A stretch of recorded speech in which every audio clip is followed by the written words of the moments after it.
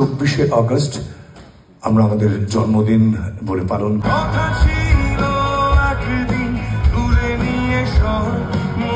ভালোবাসা মানে আছিস